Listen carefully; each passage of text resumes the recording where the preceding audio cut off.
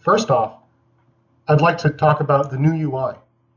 SharePoint is in version 2013 is much improved. The HTML that's output is HTML5 compliant. It's cross-browser compatible.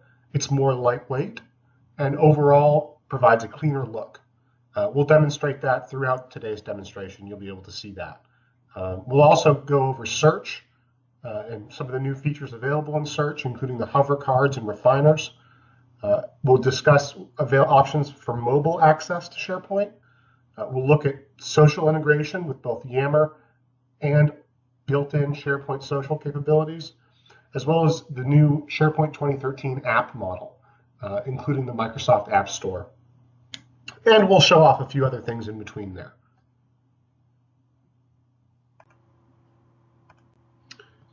Here we can see the homepage of the Contoso demo site. You can see we've got some news items shown in images here. We have a Yammer feed, which in this case is the RDA company Yammer feed. So we see a lot of different posts from different people. Nick Berardi's been particularly prolific lately. And we've got additional content here, including metrics and some links to documents. So kind of a typical demo homepage. Really not too much to see here. Let's dive into a particular department page. So here we have a team site for the sales and marketing department. Now, in this case, the SharePoint environment is sort of being used as a combination collaboration and portal environment. So users can come to these sites and they can work on internal documents or see what the group is doing. Typically we would not have a SharePoint environment configured this way. We preferably would have a difference between collaboration and publishing features, so that the information you're sharing with the rest of the company might not be your in-process documentation. Here we can see we have a PowerPoint slide, a PowerPoint presentation right here on the home page of this site. As I slide through, you can see this is a full-featured view of PowerPoint with animations and things included. In fact, we even have a video in the PowerPoint itself that's being displayed. We've got a status list here, or a list of KPIs, or key performance indicators. We've got a view of documents, as well as some announcements. Now, from this document view, you can see we can see document ratings, including the average rating and the number of people who have rated. So I could give this document 5 stars just by clicking on a particular link, and you can see that the number changes and the ratings change. And as I click these ellipses, we see additional options, including one, a live document preview. Again, full animations, full fidelity. I have the ability to edit the document. I can share the document.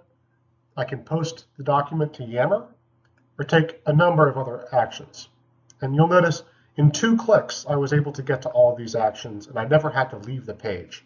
So we can see the new UI in SharePoint 2013 is all about getting things done a little bit more quickly, and exposing just the right information given any context. So if I actually click on any one of these documents, say the sales document, it's going to load it right in my browser. This is using Excel Online. On-premise, we would call this Office Web Apps or Excel Web App. And in this case, we have a live view of this document. I can see sort of the statistics and things shown here in charts and graphs. And it's actually a live view, so I can slice and dice this data by picking various options. Of course, I can clear my filters easily enough and see all the data.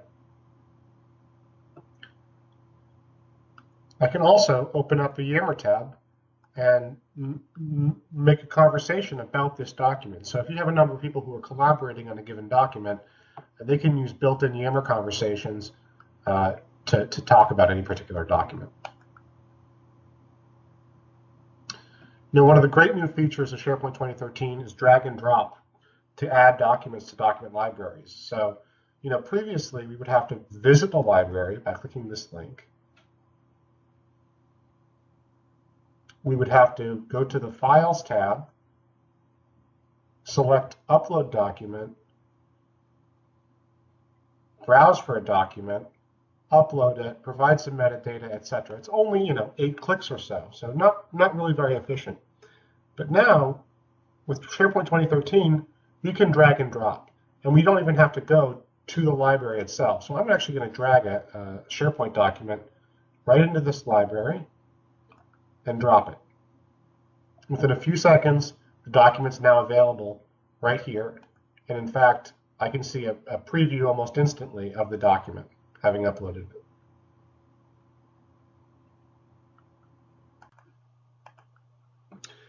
Now, if I am opening this hover card here, and I see this information, and I decide to share, or post, rather, I can post it, which will bring up a Yammer window. This Yammer window will allow me to post information about this document, including a link, as well as any other information I want.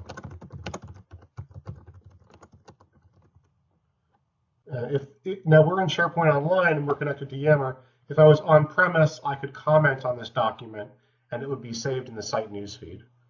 In this case, I'm going to close this window.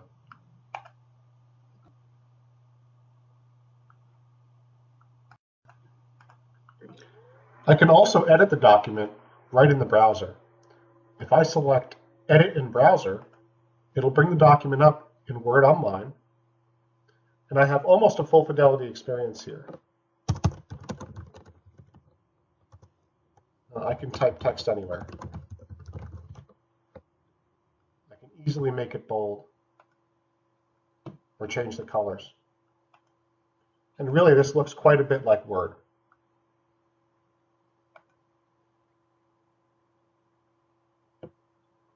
Now, if I go back to my document library, not only do I have drag and drop into the library itself, but I can take this document and place it in a subfolder just by using drag and drop. If I visit the subfolder, the document's here. If I view it in the browser again, you'll see my edit was saved, and it was saved instantly. So I didn't have to click save anywhere in the document when I was editing it. So you do have to be careful when you're editing documents with Word Online, because really it's a live edit of that document. Furthermore, if another user goes to edit this document at the same time, I will see their edits in this view as I'm editing the document. So we could be on a link meeting, collaborating on the document, and we would both see each other's edits in real time. And if we, for some reason, edited the same sentence or the same part of the document at once, we would be prompted for conflict resolution. Back in our document library, I want to mention one thing. Although I showed dragging a document into a subfolder, theoretically, folders are not a great way to organize your documents in SharePoint. You should really use metadata, if possible, to organize your documents and classify your documents. Now, really, you don't want to go overboard with metadata. My guidance is there are 3 reasons why you might want to use a piece of metadata in a document library or add a field to a list or a document library. The first reason is if it helps you find the document or classify the document in some way. So does it provide helpful information about the document? Number 2, the second reason is, will it help you perform some action about the document? So will it be used in a workflow, for example, to notify somebody depending on the particular value of a piece of metadata? And the third option, the third reason why you might use metadata is for content disposition. So if you need to figure out when a document should be archived or deleted, you might use metadata for that. Otherwise, it's not a good idea to put too much extra metadata on a document, as it makes it difficult for users to just get that document uploaded and not have to worry about a lot of different fields that maybe they don't understand completely. Another thing when it comes to metadata that's important to remember is that it's usually not a good idea to define these metadata fields, especially required fields, at a very high level. It's better to let individual groups who are working with their documents and know their data to define those at the document library or site level. Now I want to move in to a different team site and show a different way that we might have a team site set up. So this is research and development. In this case, it's pretty similar. We have some announcements and documents, but at the top we're actually looking at a Visio web part using, again, Visio Online, which is part of Office Web Apps, to display a Visio document, which in theory could be connected to a backend data source. So we could see different icons or colors or statuses in here depending on where an engineering process is at. On the finance site, it's pretty similar, except that instead of Visio, we're using Excel. And again, we have options to do filtering. It's a live view of the document. And I can go from one tab to another, very high fidelity, very high quality, and really just a very quick way to put data online. These tools are very familiar to office workers. So instead of trying to figure out how to get a chart into HTML or onto the web page itself, you can simply draw it up in Excel and then publish the Excel page to your SharePoint site. Very powerful. Another great piece of functionality in SharePoint 2013 are community sites.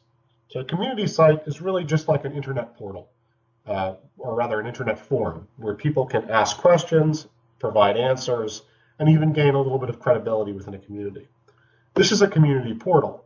This site contains a link to all of our other community sites, so we can quickly browse communities that are available and even join those communities. Again, we see the ellipses here. Gives us some additional information about the community, including popular discussions, the ability to visit the community or to follow the community. So let's go visit the community for IT. Here we can see a number of different discussions with various replies. I can see at a quick glance what's happening with the site in terms of membership and discussions, and I can see who our top contributors are. So there's a little bit of gamification here. You know, those people who reply and respond with high quality answers are going to be recognized for that. It's a way to drive engagement. So if we look at this post, just as an example, we can see Dorina was putting up a reminder to keep software updating. And we can see this reply here was marked as best reply. And we can see it's right here. Now I can even reply to this in line as well.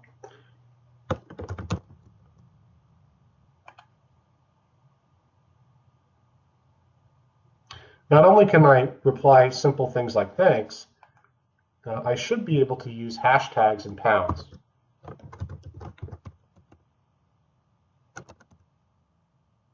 You can see that it actually recognized the SharePoint hashtag. And I can use the @ symbol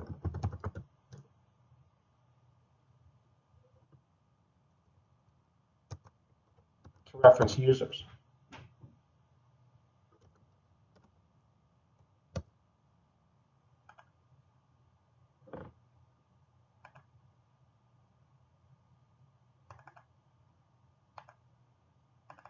And that's not quite working. I'm not sure what's going on there. So we'll show what that looks like from the community page in a minute, or from a social page.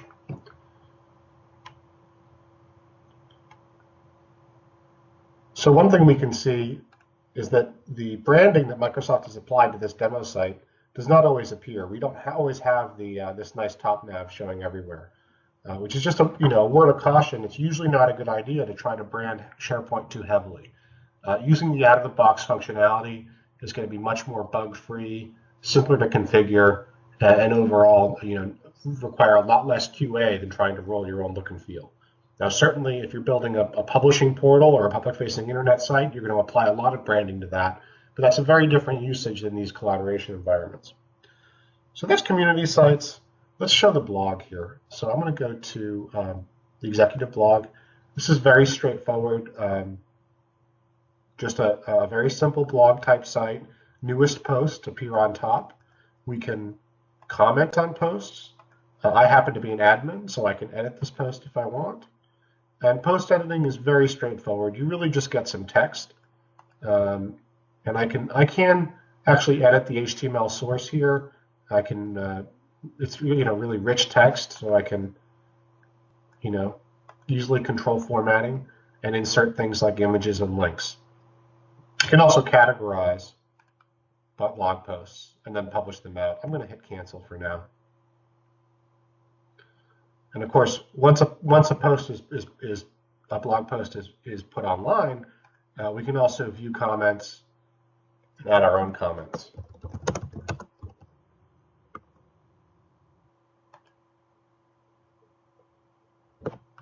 So very straightforward, not really too complex. And of course, as an admin or a blog owner, I have the ability to create and manage posts and comments and categories. Next, let's take a look at wikis. So wikis are basically a live document on the web. It's a great way to do things like policies and procedures, technical documentation. We can easily create additional pages for our wikis, and anybody can come in and edit it. So it's really social. You can think of it as your own little Wikipedia, but you can stand up wikis for a number of different purposes and place them in different places. It's very straightforward. For example, I can just click edit this page. And again, just like with blog posts, I can edit the text, I can format the text, I can insert images, I can do a lot of things that I couldn't do with a more straightforward tool. And I can have multiple people who have access to edit these pages and add new pages. Looks like it wants me to check out this page to be able to edit it. That's okay. So I'll check it out.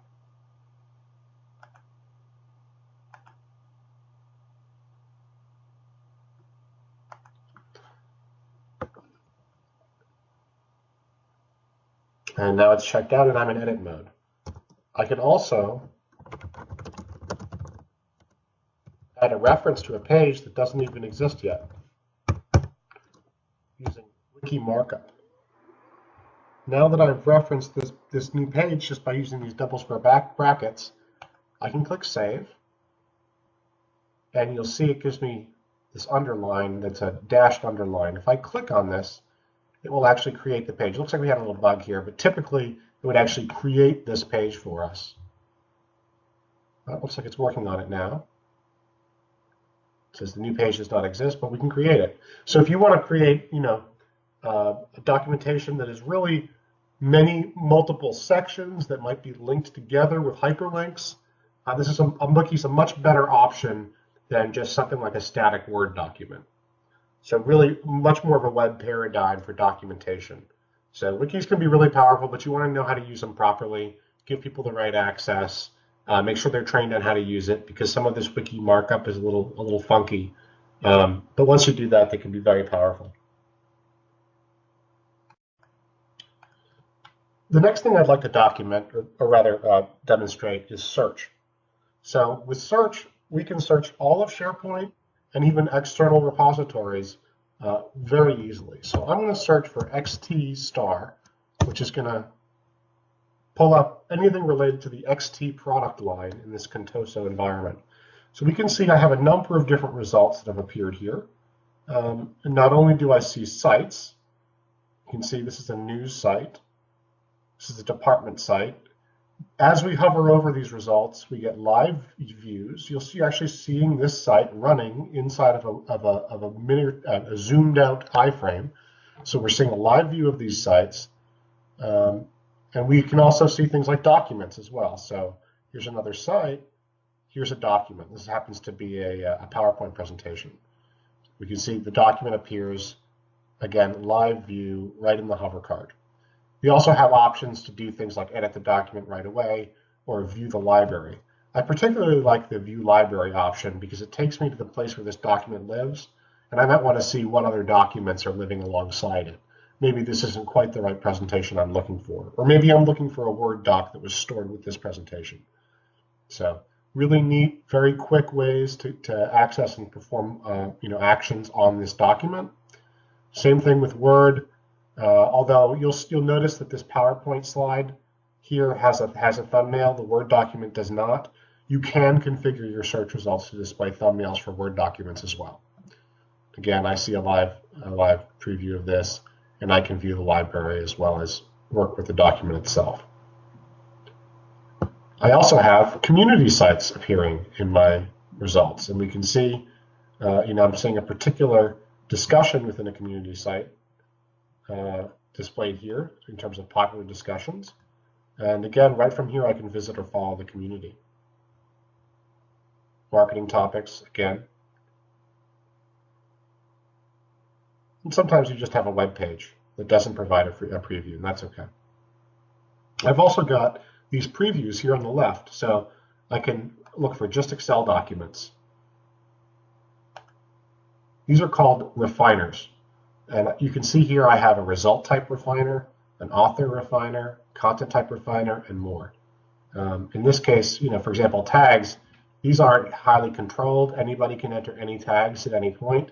So this is a quick way to find out, what are the tags that are used for this result source or available on all the different items in this result source. And then we can instantly, filter down. These are visual refiners. They allow you to see visually, in this case, when a document was created. So the documents and search results in this environment were all created 1 year to 1 month ago, probably because that's the age of this demo environment.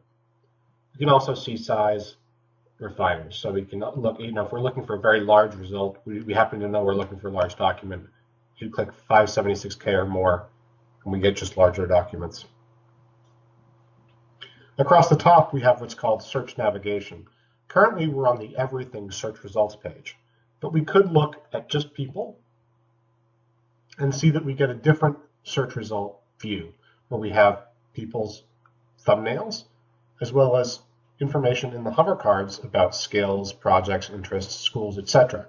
And of course, I can view this person's profile right from here.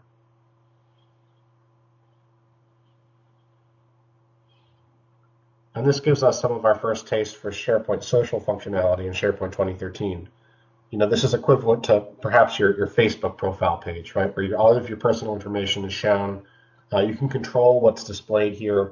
You can edit your own profile. And of course, you can post to someone's wall or to their activities and respond to their activities. So in this case, I can mention my SharePoint demo.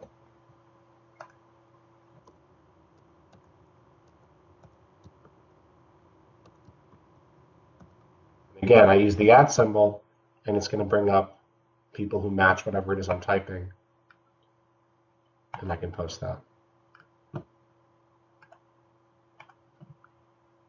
Back to our search results. As I hover over users, you can see information about them. I believe if I'm following somebody, I see more information than otherwise. Also notice that the refiners are different. So for any given page on the search navigation, so this happens to be the people search results page, we can configure a different set of refiners. So the everything refiners are very different from the people refiners, which are different from, for example, the conversations refiners. So this is really just conversations from community sites, and we can see things like tags and author are the main refiners here, as well as we have a video search as well, which I'm not sure if we have any videos here, but let's give it a shot. I'll just search for everything. So we can see we've got a number of video results here. And if I select on any one of these, we'll see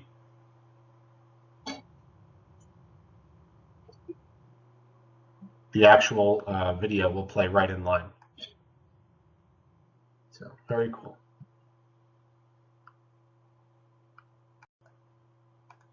Before I go further, I want to come back to our sales and marketing team site and talk a little bit about SharePoint apps. With SharePoint Online and Office 365, Microsoft wanted to provide a way for users to get enhanced functionality out of the SharePoint system without having to run custom code on Microsoft servers that could be unpredictable or lead to poor performance for some users. So Microsoft has created a new app model that allows app providers to run custom code on their own servers if they want, or otherwise to create functionality that runs mostly in the web browser within SharePoint. Microsoft has really rebranded functionality within SharePoint to use this app nomenclature. So if we look at our settings, for example, we will see instead of add a document or add a list, we have add an app. If I select that, we'll see all the available apps that can be added to this site. And our traditional lists and libraries are now called apps. Really, it's the same. These are the same as they always were. They've just been rebranded with this concept of app that Microsoft has largely borrowed from the mobile world. So in addition to having functionality you can add to your site, just like with a mobile app you can add functionality to your phone, we have a SharePoint App Store. Now, this link appears for all users unless you turn apps off entirely. which you may or may not be able to do at varying levels of granularity throughout the system, whether you're on premise or in SharePoint Online. By clicking on the App Store, we'll see many different categories of content and apps are available. Some are free, some are not. You'll see, just like in a mobile app store, we have comments and reviews for various applications. And these applications range from the very simple to the very complex. So, for example, we have K2 Black Pearl for SharePoint. This is workflows and forms. We've got a visual workflow designer here with point-and-click capabilities. A lot of details about the application, as well as reviews and ratings. So it looks like, in this case, this person was excited to try it until they realized they needed to connect to a K2 server. So really, in theory, interesting application, but you can't just download it and use it in this case. But there are other applications that you can definitely can utilize right out of the box without having any other software installed or contracted. So in this case, I've already added a particular application to this site. It's called AdLib. So let's go back to the site and take a look.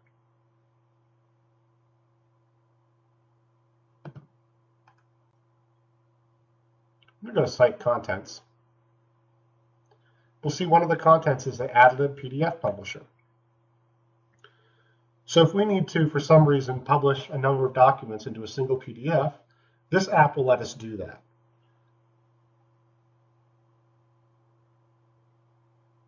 Now, in this case, I've already added a number of documents to this application, and I can click this little play button to publish. In this case, I've already published the PDF, and I can just view it. This PDF actually lives inside a document library in the sales and marketing site because that's where the application took it. You can see it's pretty high fidelity. It looks pretty good.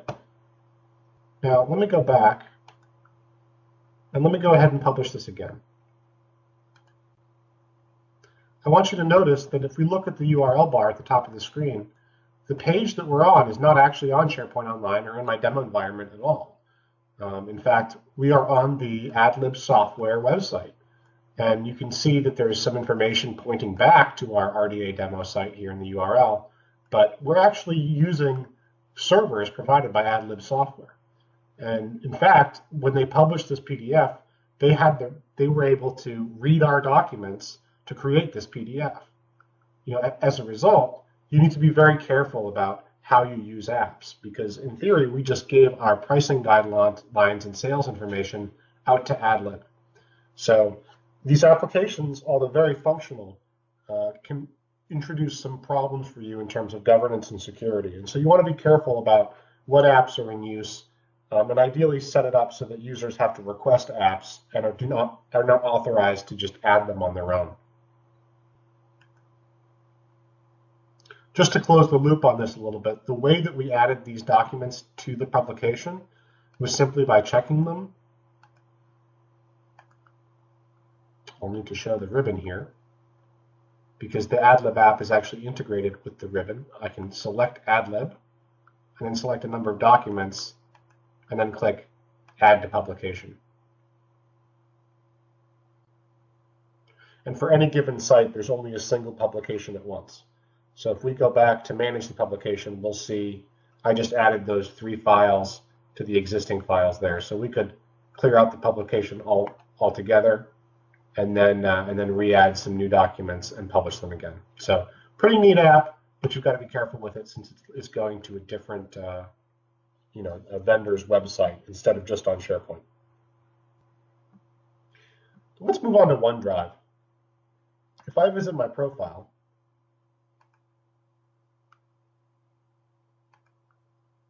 in this case, I'm logged in as an administrator.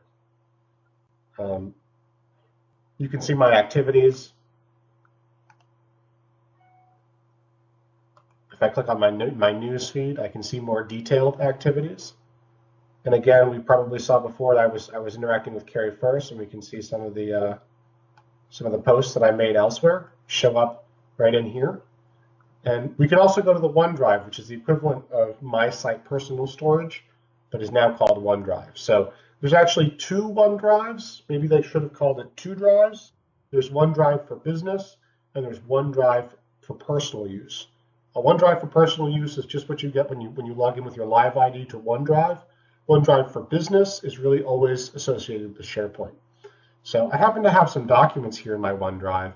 If I select sync, it's going to sync this library to my device, and I'll be able to access all my OneDrive documents offline. So we can see, I'm not sure if you can see this on your screen, but Microsoft OneDrive just popped up and said your files are syncing as we speak. And if I go to my Explorer view, I will see under my favorites a OneDrive link where all these documents will be available. Basically, I have a view of my Explorer that shows all these files along with status of whether they're synced or not. And I can edit them offline. As soon as I reconnect, it'll sync right back. And that synchronization capability is actually present throughout Office 365 and really any SharePoint environment. So if I go to any document library, whether I'm in SharePoint Online or on-premise, I do have this sync capability. So I can create a synchronized copy of the library on my computer.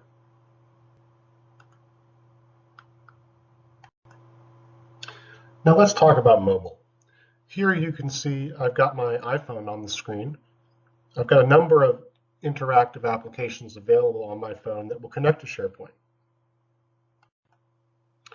First, I have a link back to our sales and marketing Contoso site document library.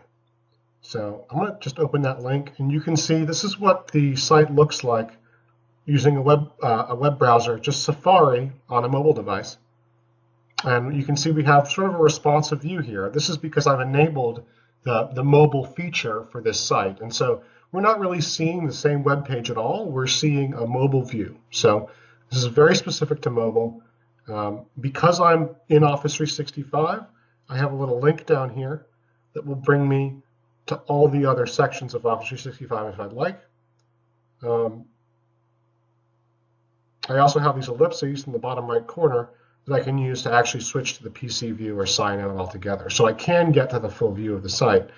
Now, this is really a nice view because it shows you all the documents you have access to. If I select any one of them, it's actually going to open it again in Office Web Apps right on my phone. And not only do I can sort of scroll through to see different pages here, see all my content. And then I even have the option. You'll see this little arrow shows up on the left here. If I select that, I can actually open it in the Office application on my phone. And now, in theory, I can edit this file right from here. In this case, it looks like some of the content in this document is not compatible.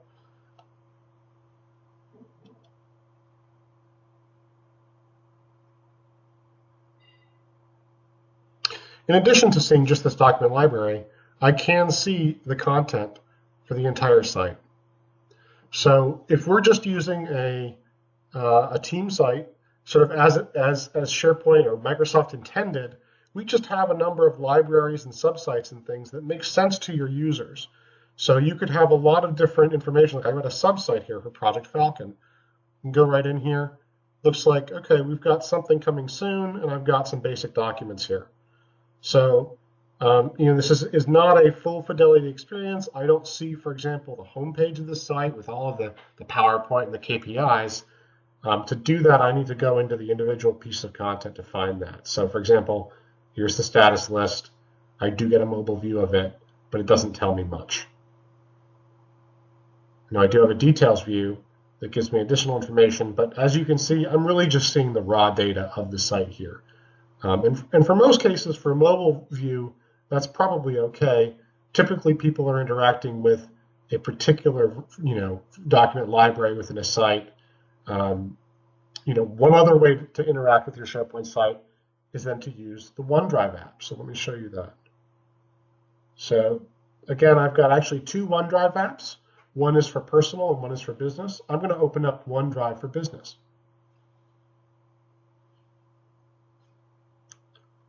I have my OneDrive files easily accessible here.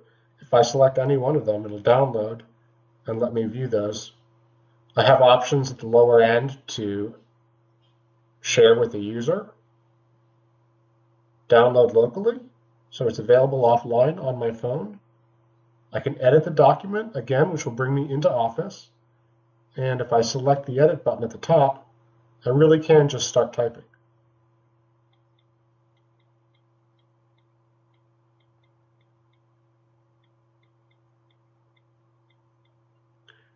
And I actually have a fairly full fidelity experience in terms of being able to manipulate formatting, for example.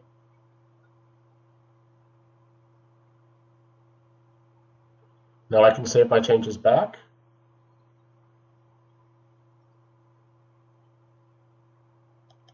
And go back to my OneDrive app.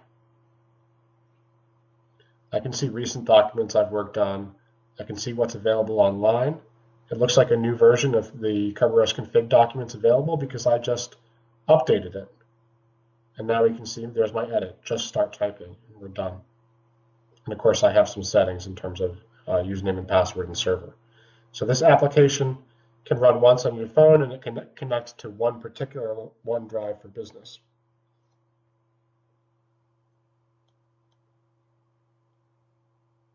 The other app I'd like to show is the Newsfeed app. So the Newsfeed app is really our way of viewing our SharePoint newsfeeds. I can see who I'm following. I can see anyone who's mentioned me. I can see activities. And this is really quite a slick app. It looks like I'm the only one on here. I'm a little schizophrenic and talking to myself. But again, I can click the plus and create a new post. Oh.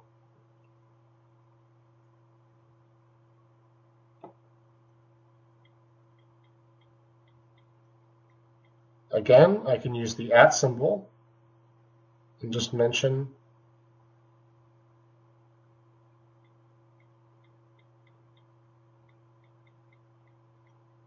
a user, or I can use my hashtag to bring up old hashtags that might have been used in the past. And then I can click post at the top right, and that gets posted. So really, Newsfeed is something that's more akin to microblogging. It's kind of like a cross between Twitter and Facebook or something. But if you're looking for a Twitter-like capability for your organization, along with a mobile app, this is a great way to do it. I can also get to things like my documents, people that I'm following. I can view their information and see their activities. So pretty slick little social application. This is also available on the iPad. That concludes the demonstration for today. So at RDA, we help our clients use information technology to solve complex business problems, whether it's the business units themselves or IT departments that ask us for help. We love to come in and solve hard problems. We generally focus on the Microsoft stack in terms of complex business problems. We handle them with .NET applications. We do SharePoint. We do business intelligence. We do the cloud, whether it's Amazon or Azure. We also perform work on mobile applications on any of the major platforms. We're located up and down the East Coast, but we do work for clients as far away as Alaska to Bermuda. We've got a lot of experience. We've served a large number of clients, and 85% of the work we do is for customers that we've done work for in the past, which I think speaks to how well we collaborate with our clients. Our people are very experienced. We've got an average of 8 years on staff at RDA, with an average of 14 or more years of experience for those consultants. So our consultants have a lot of experience. We have a lot of consultants who are involved in the community in terms of doing presentations at user groups, speaking at SharePoint Saturdays, events like that, as well as writing books.